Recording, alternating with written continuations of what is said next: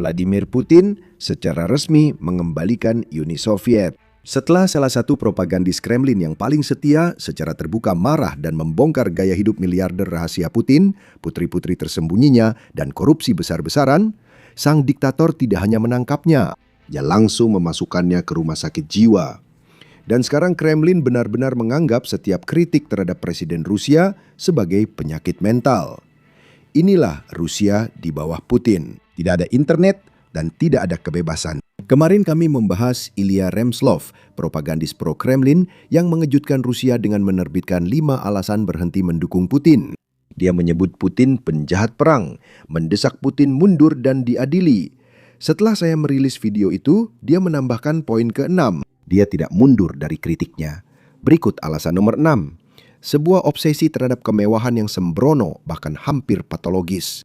Dulu saya berpikir bahwa semua investigasi oleh agen asing tentang kapal pesiar dan tempat tinggal itu agak berlebihan. Namun pada tahun 2026, hal itu menjadi mustahil untuk disembunyikan. Putin memiliki sekitar 20 istana seperti tempat tinggal di seluruh negeri, beserta pesawat dan kereta lapis baja. Karena pegawai yang tidak kompeten atau korup, semua informasi ini bocor ke intelijen asing. Saya pernah menulis tentang elit global yang bukan tercatat karena hal bermakna, melainkan membangun Pulau Epstein sendiri. Di Rusia, tampaknya hal serupa juga terjadi. Putin memiliki segalanya, harga energi yang tinggi, negara yang luas dan kaya sumber daya, serta penduduk yang benar-benar mendukungnya sebagai presiden muda. Segala sesuatu mungkin bisa dicapai. Terobosan ilmiah, kecerdasan buatan terbaik di dunia, misi ke Mars, eksplorasi Sirius, atau setidaknya secara signifikan meningkatkan kehidupan masyarakat. Namun Putin memilih jalan kotor untuk memperkaya diri sendiri dan teman-temannya dari koperasi Osro. Izinkan saya jelaskan apa itu, karena kita belum membahasnya sebelumnya. Jadi begini, pada tahun 1990-an, ketika Putin masih menjadi agen KGB rendahan yang bekerja untuk pemerintah Saint Petersburg, dia membentuk koperasi ini bersama teman-temannya. Mereka membangun rumah danau bersama dan membagi biaya seperti paguyuban warga. Namun rumah dan lingkungan itu sebenarnya tidak terlalu penting. Yang penting adalah orang-orang di dalam koperasi ini. Lihat, setelah Putin menjadi presiden, setiap anggota yang tergabung dalam koperasi ini akhirnya menempati posisi berkuasa, baik sebagai politisi maupun miliarder oligarki di dalam Rusia. Kini mereka menguasai sebagian besar kekayaan Rusia. Meski secara hukum Putin tak punya apapun, semuanya tetap terkait padanya. Misal Putin ingin rumah di pantai mahal tanpa membangunnya sendiri. Salah satu teman Ozoronya akan membangunnya untuk dia dan mereka membalas jasanya dengan memberikan rumah ini sebagai imbalan atas semua yang telah dia lakukan untuk mereka. Inilah tepatnya bagaimana Putin bisa menjadi orang terkaya di dunia tanpa benar-benar secara hukum memiliki apapun atas namanya sendiri. Ini sebenarnya adalah skandal besar di dalam Rusia karena semua ini terungkap ke publik karena orang-orang di sekitar Putin tidak begitu berhati-hati. Mereka kaya tapi ceroboh, jadi semua rahasianya terbongkar ke publik.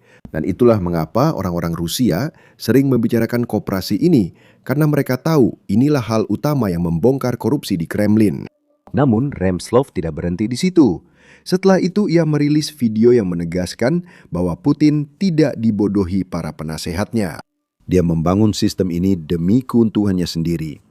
Poin ini langsung menanggapi alasan yang selalu dipakai Putin. Secara historis, setiap kali dia menghadapi kritik, dia selalu berkata, "Hei teman-teman, bukan saya yang korup, tapi orang-orang di sekitar saya."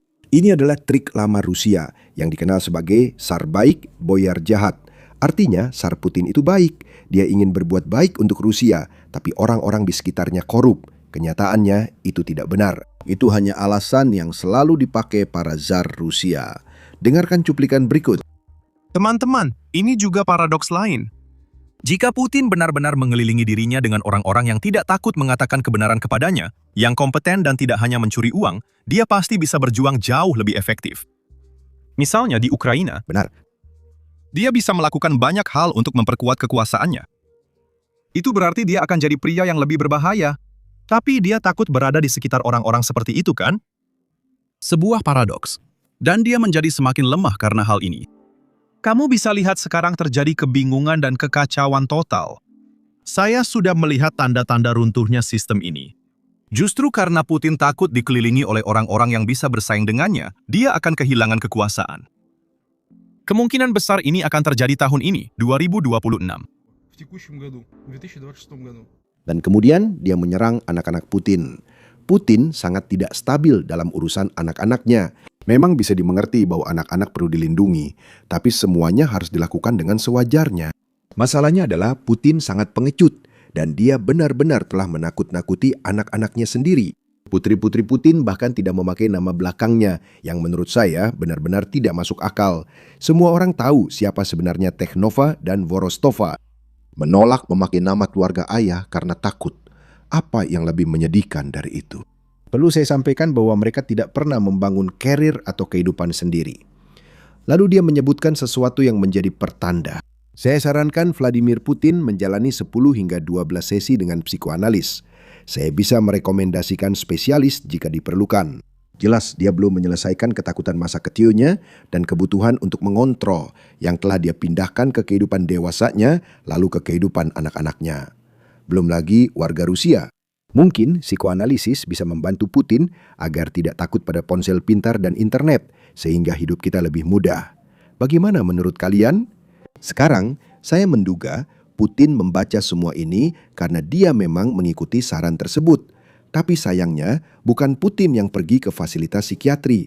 Blogger itu sendiri yang mengkritik Putin justru dimasukkan ke fasilitas persis seperti yang dia sarankan untuk Putin. Kita tahu ini karena dia menghilang dari Telegram. Dia juga menghilang dari WhatsApp. Beberapa hari lalu, dia masih membalas pesan dari siapapun, atau setidaknya berusaha membalas sebanyak mungkin. Namun 2 hari terakhir, tidak ada jawaban sama sekali. Dan di Rusia, kamu tahu apa artinya kalau orang tiba-tiba menghilang begitu saja? Biasanya mereka punya kebiasaan jatuh dari tangga atau jatuh dari jendela. Tapi untungnya, kali ini bukan itu yang terjadi. Jadi, Reuters menghubungi sebuah rumah sakit di Saint Petersburg dan mereka menanyakan apakah ada seseorang bernama Remoslav yang dirawat di sana. Rumah sakit mengonfirmasi bahwa seseorang dengan nama depan dan belakang yang sama dirawat baru-baru ini, namun tidak bisa memberi info lebih lanjut. Saya rasa itu hanya kerahasiaan medis. Tapi bagaimanapun itu jelas kabar baik. Dia tidak dipenjara, dia tidak mati, dia hanya berada di fasilitas psikiatri. Kita juga harus ingat kasus Navalny. Dia tidak langsung jatuh dari jendela, tapi dikirim ke penjara. Kita semua tahu apa yang terjadi setelah itu. Tapi bagi Putin, dia tidak hanya berhenti di sini. Ada undang-undang baru yang sedang didorong di Duma Rusia. Lihatlah laporan ini. Sebuah rancangan undang-undang telah diajukan di Duma Rusia yang akan melarang jurnalis menulis opini dan laporan investigasi dalam konteks menuduh sebelum ada keputusan pengadilan. Investigasi jurnalistik juga akan dilarang sebagian. Dan di atas semua itu, Putin sekarang juga membuat aksi protes menjadi ilegal, khususnya protes terhadap pemadaman internet. Silakan dengarkan. Majalah Nizavisa melaporkan tentang upaya yang gagal di seluruh Rusia untuk mengorganisir protes terhadap sensor internet. Judul beritanya, protes sekarang tidak sesuai dengan hukum. Pihak berwenang daerah di Rusia mulai menolak permohonan untuk mengadakan protes di jalan, bukan lagi dengan alasan pembatasan COVID seperti sebelumnya. Di Kazan, Partai Yablika diberitahu bahwa tujuan dan hasil konkret dari protes yang mereka ajukan untuk membela internet tidak jelas. Di wilayah Irkutsk, protes yang diajukan menentang pemblokiran internet dianggap tidak sesuai dengan hukum. Cabang Partai Komunis di Altai yang ingin memprotes perlambatan Telegram dan menentang represi politik diberitahu bahwa slogan-slogan tersebut tidak mencerminkan kenyataan dan menyesatkan. Tampaknya juga ada upaya terkoordinasi untuk meyakinkan warga Rusia bahwa hidup tanpa internet bukanlah masalah besar. Hidup tanpa GPS, peta, dan telegram, serta aplikasi berita apapun bukanlah masalah besar. Dan itulah yang persis diulang di hampir setiap program di televisi Rusia.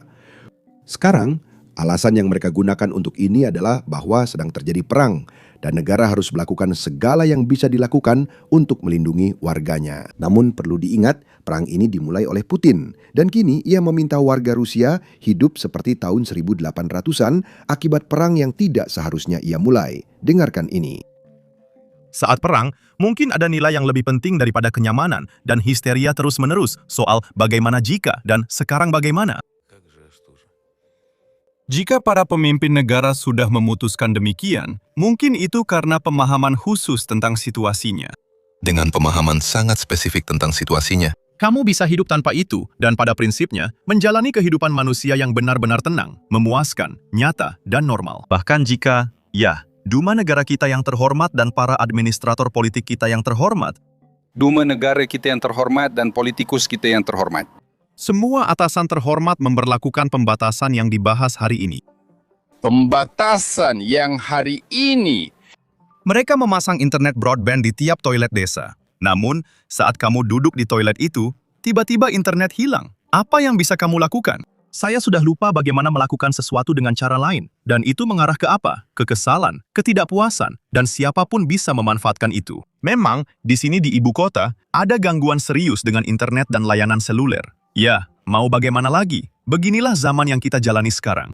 Terkadang kita hanya perlu sedikit bersabar. Cara memperlambat koneksi melalui jaringan seluler tampaknya memang sengaja dimatikan untuk menerapkan pembatasan dan memeriksa bagaimana hasilnya. Nah, itu dia. Berhasil. Ya. Sekarang kita akan hidup. Apa lirik dalam lagu Liu Bei itu? Sekarang kita akan hidup dengan cara baru. Mau bagaimana lagi? Dan secara umum, kamu tahu, itu menciptakan koneksi saraf baru. Itu sangat berguna. Ketika kamu membuka peta kertas seperti itu, dunia mulai terlihat sedikit berbeda. Kamu mulai melihat jalan-jalan yang ada. Kalau kamu mau membicarakan ini dengan serius, pikirkanlah dengan tenang. Seperti, bagaimana kita akan hidup? Ya Tuhan, bagaimana kita akan hidup? Kita akan hidup dengan baik-baik saja. Dan bukan hanya warga sipil yang menderita, tentara Rusia di garis depan juga mengeluhkan masalah yang sama persis. Mereka diminta meninggalkan Telegram dan pindah ke aplikasi pesan FSB bernama Max. Polisi, saya kira polisi militer, benar-benar memeriksa ponsel semua orang untuk memastikan mereka mematuhi perintah ini. Sekarang, ada sesuatu yang menarik tentang aplikasi yang dibuat oleh FSB ini.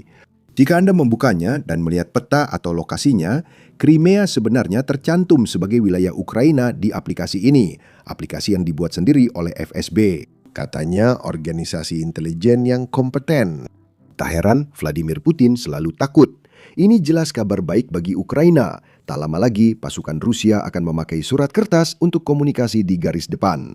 Bukan saya yang mengatakan hal itu. Itu langsung dikatakan oleh Presiden Ukraina Volodymyr Zelensky. Silakan dengarkan. Dinas Rahasia Rusia bekerja melalui Telegram di Ukraina dan masih melakukannya sampai sekarang. Kami tahu ini, kami mendeteksinya, kami melawannya. Sedangkan kami, terus terang saja, kami juga bekerja melalui Telegram di Rusia. Dengan Rusia membatasi Telegram, tentu akan makin sulit mengirimkan sinyal ke masyarakat mereka. Akan menjadi yang paling rumit. Namun, saya tetap menerima laporan tentang jaringan baru mereka, Max. Baik, kita juga akan membahas Max. Langkah-langkah yang mereka ambil, apa yang mereka lakukan, membatasi jejaring sosial, membatasi komunikasi seluler, semuanya itu demi kendali penuh. Kita paham apa yang sedang dibangun Putin di Rusia, atau bahkan sudah hampir selesai dibangun. Ini adalah langkah mundur 100 tahun ke belakang. Mereka pada dasarnya mungkin akan segera beralih ke surat kertas, telegraf, dan kuda. Itulah peradaban mereka. Mungkin Putin memang menyukainya. Mungkin itu membuatnya merasa muda lagi. Mungkin ini yang dia rasakan saat muda kembali.